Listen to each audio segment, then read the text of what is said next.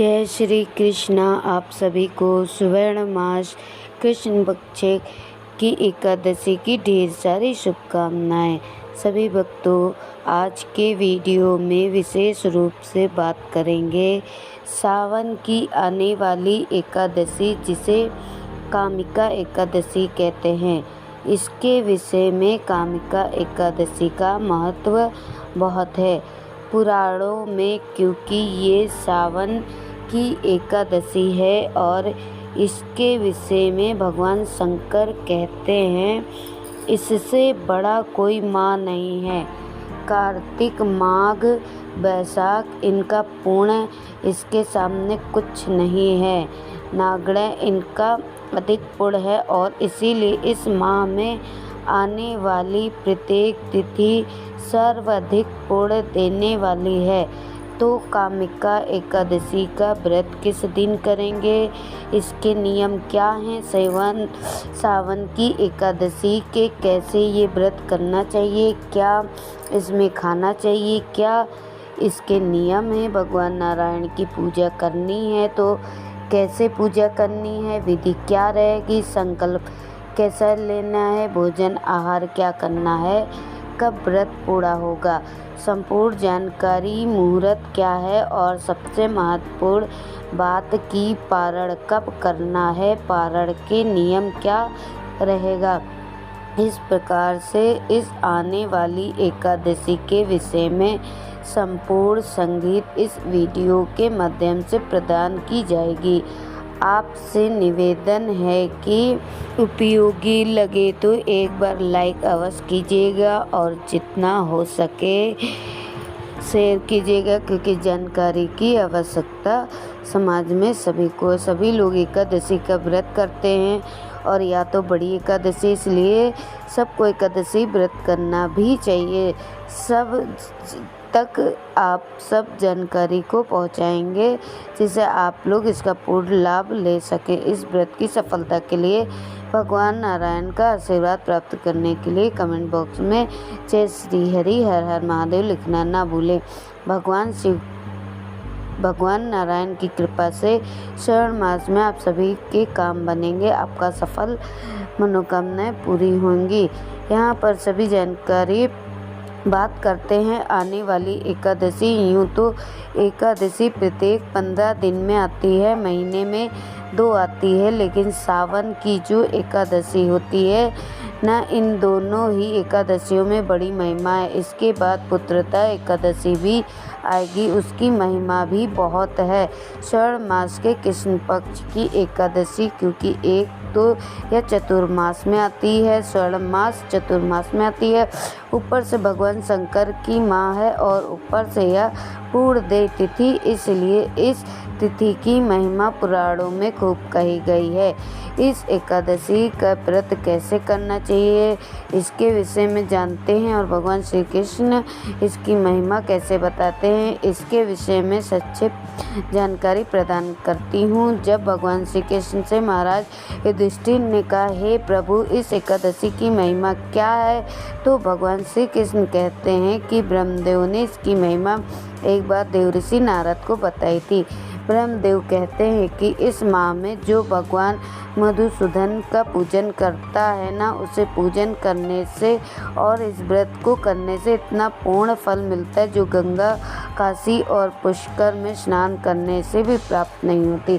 कहते हैं कि वहाँ पर यदि आप जाएं, भगवान का पूजन करें, स्नान करें, उससे पूर्ण पुण्य मिलेगा। वो इसके समान कुछ भी नहीं है, उससे कई गुना अधिक पुण्य इसका कहते हैं जो फल सूर्य ग्रहण व चंद्र ग्रहण पर कुरुक्षेत्र और काशी में स्नान करने से है। आप सभी जानते हैं सूर्य ग्रहण, चंद्र ग्रहण, सूर्य ग्रहण के सर्वाधिक पुण्य का है। काशी में स्नान करने से, कुरुक्षेत्र में स्नान करने से, दान करने से भगवान ब्रह्मदेव कहते हैं कि इनकी तुलना इस एकादशी का व्रत कर लेने मात्र से मनुष्य को कई गुना अधिक पुण्य प्राप्त होता है। सूर्य ग्रहण से अधिक पुण्य सूर्य ग्रहण में काशी में जाकर स्नान करने, कुरुक्षेत्र में जाकर स्नान करने से जो पुण्य है उसकी तुलना में इस एकादशी के पुण्य अधिक। भगवान श्री कृष्ण कहते हैं, युधिष्ठिर संपूर्ण पृथ्वी, समुद्र और वन सहित पूरी पृथ्वी का दान करने से जो पुण्य प्राप्त होता है उसकी तुलना में जो इस एकादशी का पुण्य अधिक है। आप पूरी पृथ्वी का दान कर दें, समुद्र और वनों सहित, उससे भी पुण्य मिलेगा। इस एकादशी के सामने कहीं नहीं ठहरता। इस एकादशी का पुण्य अधिक है। साथ ही ब्रह्म पुराण में वर्णन आता है कि जो इस दिन भगवान विष्णु का पूजन कर लेता है, ना उसको केवल भगवान विष्णु का पूजन करने का पुण्य प्राप्त होता है, वरना उनको सभी देवताओं का पूजन करने के पुण्य प्राप्त हो जाता है। केवल इस दिन व्रत करके नारायण की पूजा करनी, आपको इतना कर लेना मात्र से आपको सभी देवताओं को, ब्रह्मा विष्णु महेश तीनों देवताओं का पूजन का पुण्य फल प्राप्त हो जाएगा। कहते हैं जो मनुष्य पापों से उधर जाता है, जो मनुष्य भगवान विष्णु की कृपा प्राप्त करना चाहता है, अपने जीवन को उद्धार करना चाहता है, ऐसे प्रत्येक मनुष्य को इस स्वर्ण मास की कामिका का व्रत अवश्य करना चाहिए। इससे बढ़कर पापों नाश का कोई उपाय नहीं है। भगवान श्री कृष्ण कहते हैं कि स्वयं भगवान नारायण ने भी यह कहा कि कामिका व्रत से जीव योनि को प्राप्त नहीं होते, अर्थात उसके सभी पाप नष्ट हो जाते, इसलिए उसे दंड भोगने के लिए छोटी छोटी योनियों में नहीं जाना पड़ता है। अब यहाँ पर एक महत्वपूर्ण जानकारी देती हूँ। भगवान की जो एकादशी पर भक्ति पूर्वक तुलसी दल से भगवान का पूजन करता है, वह संसार में पापों से दूर ही रहता है। भगवान कहते हैं कि भगवान नारायण जो है, भगवान विष्णु जो हैं, वो रत्न मोती मणिक आभूषण आदि से इतने प्रसन्न नहीं होते जितने इस दिन तुलसी दल की पूजा करने से होते हैं। तो तुलसी दल से पूजन इस दिन भगवान की अवश्य करनी चाहिए। इसका पूर्ण फल क्या है? भगवान कहते हैं जो इस दिन तुलसी दल से भगवान विष्णु का पूजन करते हैं, उनको 4 बार चांदी दान करने के पुण्य मिल जाता है। चांदी 4 किलो दान करेंगे, उससे जो पुण्य मिलेगा वह एक तुलसी दल भगवान के पूजन में अर्पित करने से मिल जाएगा। 1 किलो सोने का दान, स्वर्ण दान की महिमा अपने पुराणों में सुनी होगी। स्वर्ण दान बहुत बड़ा दान होता है।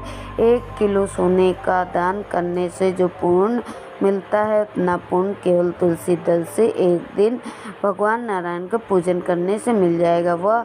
यह पूजा प्रत्येक मनुष्य को करनी चाहिए, केवल उसको नहीं जो व्रत कर रहा है। जो व्रत नहीं भी कर रहा, वह भी यदि इस दिन तुलसी दल से भगवान विष्णु का पूजन करता है तो उसके भी यह पुण्य होते हैं, उसे भी 1 किलो सोने दान का पुण्य मिलता है। जो इस दिन की महिमा कुल मिला के बहुत अधिक है। और भी बहुत सारी चीज़ों है। दीपदान की बात आती है तो मैं बताऊंगी दीपदान कब करना है। इस दिन पर दीपदान कहा गया है, भगवान के द्वारा जागरण के विषय में भी कहा गया है, तो उसकी जानकारी मैं आपको प्रस्तुत करूंगी। अब विषय आता है कि इस एकादशी व्रत में हमें कैसे करना है, पूजन कैसे करना चाहिए और अन्य नियम क्या है।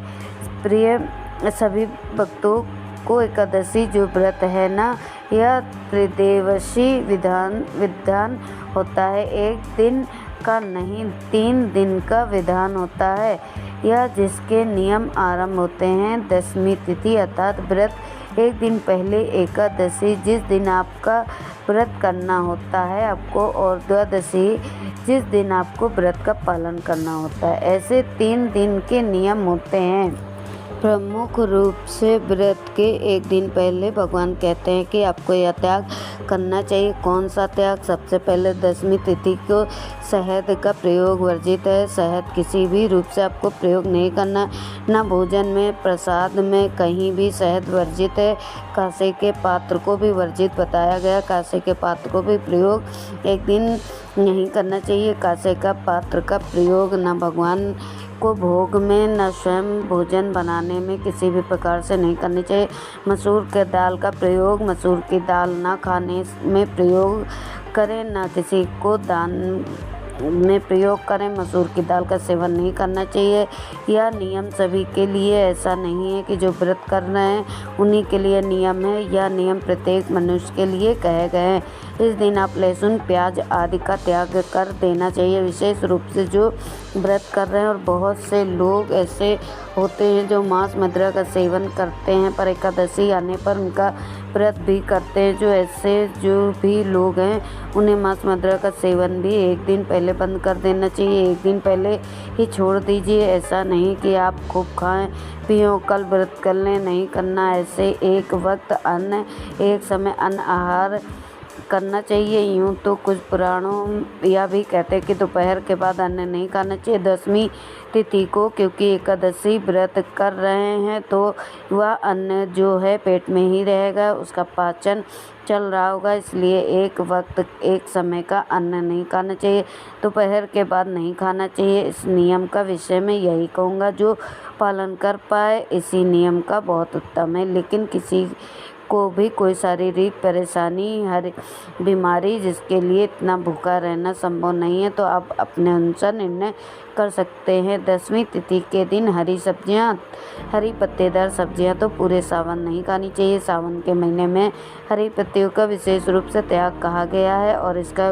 वैज्ञानिक कारण भी इसी सब्जियां स्वास्थ्य के लिए अच्छी भी नहीं होती है। हरी पत्तेदार सब्जियां पूरे सावन ना खाएं, और जो खा रहे हैं विशेष रूप से ध्यान दें, 10वीं तिथि को भूलकर भी नहीं खाएं। चने का साग नहीं खाना, चने का प्रयोग नहीं करना है। इस नियम का पालन करते हुए 10वीं तिथि के दिन व्यतीत कीजिए, ब्रह्मचर्य कर लीजिए। जो भी हमारी माताएं, सारी जो भी बहनें धोती हैं, बाल ना धोएं, उनको बाल इस दिन धो लेना चाहिए, क्योंकि एकादशी और द्वादशी दोनों ही दिन बाल नहीं धोए जाते। पुराणों में ऐसा वर्णन आता है, जो आप तिथि को ही बाल धो लीजिए और ब्रह्मचर्य धारण कीजिए। ब्रह्मचर्य का नियम यहीं से आरंभ हो जाएगा। द्वादशी को पार वाले दिन आपको ब्रह्मचर्य का पालन करना है। इस प्रकार से इस नियम का आपको पालन करना है। यह प्रश्न उठेगा कि मान लो कोई भी ऐसे दिन आ जाए 10वीं तिथि जिन पर बाल धोना वर्जित तो बाल दोष लगेगा। ऐसी अवस्था में जो बाल धोने के लिए जल भर रहे हैं ना, उस जल में थोड़ा सा कच्चा दूध डाल लीजिएगा। साबुन शैम्पू का प्रयोग नहीं करना। कच्चा दूध डाल के धो लीजिए, इससे पूर्ण शुद्धि मानी गई है। इस प्रकार की शुद्धि रहेगी, इस डल पूर्ण शुद्धि होगी और आप फिर एकादशी का व्रत पूजन कर सकते हैं। इस प्रकार से 10वीं तिथि के दिन व्यतीत कीजिए। पूजा के लिए जो सामग्री चाहिए वह सब एकत्र कर लीजिए। रात्रि का दंत करके सोइए, जिससे मुंह में किसी प्रकार का अन्न का दाना भी न रह जाए। द्वादशी के दिन सूर्योदय से पहले उठ जाए। उठने के बाद स्नान आदि कीजिए, स्वच्छ वस्त्र धारण कीजिए, तुलसी पूजन अवश्य कीजिए। तुलसी पूजन की इस दिन की बड़ी महिमा, लेकिन ध्यान दीजिएगा कि अगर रविवार का दिन है तो फिर नहीं कर पाएंगे। तुलसी पूजन कल्याणकारी कहा गया। इस दिन एकादशी के दिन तुलसी पूजन होता है। फिर बताऊं, द्वादशी को नहीं करना है। हाँ, एक बात ध्यान रखें कि यदि रविवार पड़ रहा हो एकादशी को, तो फिर आप तुलसी पूजन ना कीजिए। तुलसी पूजन पीपल को जल दीजिए, सूर्यदेव को जल अवश्य दीजिए, और उसके बाद जो आपका पूजा स्थल है उसकी साफ सफाई करिए। और हम या एकादशी पूजन के विषय में बता रही हूँ। आपकी जो दैनिक पूजा पाठ है उसको आप अलग से कर सकते हैं, पहले से कर सकते हैं। इसके दिन जो आपके श्रावण मास मात्र में सुन रहे हैं या शिव महापुराण सुन रहे हैं, जो भी आपके नियम हैं उनको आप पहले भी कर सकते हैं और इसके बाद भी कर सकते हैं, उसमें कोई दोष नहीं है। पूजन के लिए बैठ जाइए। पूजन के लिए आपको क्या चाहिए? भगवान नारायण के कोई चित्र स्वरूप प्रतिमा ध्यान दीजिए। शालिग्राम भगवान यदि हैं तो उनको अवश्य विराजमान कीजिए। जो लोग विशेष रूप से इस एकादशी पे इस दिन का लाभ लेना चाहते हैं, धन लक्ष्मी स्थिर करना चाहते हैं, उनके लिए विशेष विधि बताऊंगा आगे। मैं अभी भगवान चित्र स्वरूप प्रतिमा लीजिए। स्थापित करने के लिए चौकी पर बिछाने के लिए लाल वस्त्र लीजिए या पीले वस्त्र लीजिए। भगवान को अर्पित करने के लिए धूप, दीप, निवेद, जनेऊ और पत्र, पात, पुष्प, तुलसी दल अवश्य लेना चाहिए। तुलसी के पत्ते अवश्य लेने हैं, सेब भी ले सकते हैं। इसके अतिरिक्त पंचामृत बनाने के लिए कच्चा दूध, दही, घी, शक्कर, गंगाजल, शहद का प्रयोग नहीं होगा। यह सारी सामग्री एकत्र कर लीजिए।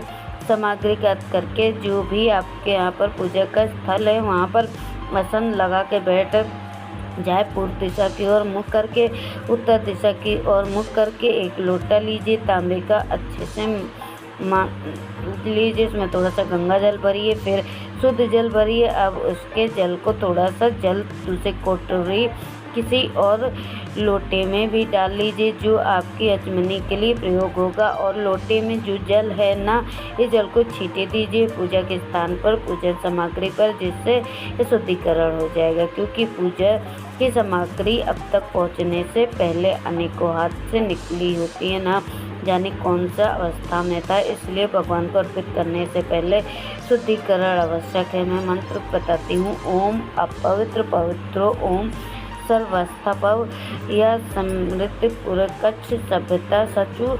इस प्रकार से शुद्धिकरण कीजिए। शुद्धिकरण करने के बाद भगवान का स्थापना करके चौकी बिछाए, चौकी पर वस्त्र बिछाए, भगवान को विराजमान कीजिए। उनके सामने दीपक रख के घी दिया रखिए, सीधे हाथ की और तेल की दिया जला रहे तो उल्टे हाथ की ओर रखिएगा। इसके विपरीत दिशा में धूप के स्थापित करना है। इस प्रकार से भगवान की स्थापना करने के बाद आप पूजन, सबसे पहले जो पात्र में आपने जल लिया है ना, उसमें से 1 चम्मच जल अपने हाथ में ले लीजिए, हाथ धो लीजिए। हाथ धोने के बाद 3 बार जलाशनी करेंगे। ओम माधवाय नमः जल लीजिए, पी जाइए। ओम केशवाय नमः जल लीजिए, पी जाइए। ओम नारायणाय नमः जल लीजिए, पी जाइए। ओम ऋषिकेशाय नमः हाथ में जल लीजिए और धो लीजिए। जल शनि करने के बाद अपने हाथ पर मौली बांधिए, तिलक कीजिए। पारिवारिक जन बैठे हैं उनको भी तिलक कीजिए और मौली बांधिए। इसके बाद आप पुनः हाथ धो लीजिए और दीप प्रज्वलित करने के बाद धूप दीप को जलाएंगे। मंत्र पढ़ता हूँ। अब धूप दीप जलाएंगे। शुभम करो ति कल्याणम आरोग्य धन संपदा शत्रु बुद्धि विनाशक। दीप ज्योति नमोस्तुते। धूप दीप को प्रज्वलित कीजिए। धूप दीप प्रज्वलित करने के बाद व्रत पूजन का अब सीधे हाथ में जल लीजिए, पुष्प लीजिए। 3 बार बोलिए ओम श्री विष्णु, ओम श्री विष्णु, ओम श्री विष्णु। अपना नाम, अपना गोत्र, जिस स्थान पर बैठकर संकल्प कर रहे हैं वहाँ का मकान नंबर, क्षेत्र का नाम, शहर का नाम, श्री विष्णु या संकल्प भगवान के चरणों में अर्पित कर दीजिए। संकल्प करने के पूजन करके स्नान, पंचामृत शुद्ध जल से स्नान, वस्त्र, तिलक लगाइए, पुष्प अर्पित कीजिए, मल्यार्पण कीजिए, धूप दीप दिखाइए, अर्पित कीजिए। अब तांबूल अर्पित कीजिए। जो पूरी पूजा की विधि सहित मंत्र आपके लिए तुलसी दल अवश्य अर्पित करना है। तो भगवान विष्णु की पूजा कैसे करनी है? पूजन मनुष्य के लिए होगा। व्रत कर रहे हैं पर चाहते स्थिर लक्ष्मी रहेगी, चाहते हैं भगवान नारायण की कृपा प्राप्त हो, उनके पापों का नाश हो। तुलसी दल से पूजन कैसे करनी है भगवान नारायण के विषय? इसके लिए हमारी एकादशी का पूजन, आपको किसी की चुगली नहीं करनी है, आप शब्दों का प्रयोग नहीं करना है, क्रोध शोध नहीं करना, किसी के प्रति दोष की भावना नहीं रखनी। सहकाल को कीर्तन की बड़ी महिमा। इस व्रत पर कीर्तन अवश्य करना चाहिए। जिसके यहाँ कीर्तन होता है तो आपके लिए मैं अवश्य करना। पूरी रात्रि करें। नियम तो यही कहता है जो पूरी रात्रि न कर पाए तो 2 बजे तक अवश्य करे। उसमें कौन सा स्तोत्र और पाठ आपको सुननी चाहिए एकादशी पर, इसका लाभ लीजिएगा। अगले दिन पारण के लिए सूर्योदय से पहले उठे। पारण की पूरी पूजन करने के बाद ब्राह्मण को दान दक्षिणा आदि देने के बाद फिर अपने व्रत का प्रारंभ करना होता है। पूरी पूजा विधि आदि का जो नियम है आपको बताती हूँ। नियम पालन, अब बात करनी है कि सावन का जो एकादशी इसकी शुरुआत हो रही है 8 अगस्त को दोपहर को 1:59 पर और 9 अगस्त को सुबह 11:04 पर यह समाप्त हो जाएगी। ऐसे में इस एकादशी का व्रत किया जाएगा। 9 अगस्त को सूर्य के मुख से एकादशी है और द्वादशी युक्त एकादशी है। व्रत पारण कब करेंगे? व्रत के लिए 10 अगस्त को सुबह 5:47 से और 8:01 तक का जो समय है यह बड़ा ही उत्तम है। इसमें आप पारण कीजिएगा। ध्यान दीजिए, इस दिन दीप पुष्कर योग बन रहा है। इसकी बड़ी महिमा पुराणों में, जो भी उत्तम कर्म करेगा इसका दुगना फल आपको प्राप्त होगा। अगर आप कोई खरीदारी करना चाहते हैं, सोना आदि खरीदना चाहते हैं तो इस समय खरीदें। कोई इन्वेस्टमेंट करनी है तो इस समय पर करें और भगवान की पूजा का इस समय करें। परम कल्याणकारी होगा। यह समय रहेगा 11:04 से और 2 से 43 तक। यह की जानकारी आने वाली एकादशी। जय श्रीमन नारायण।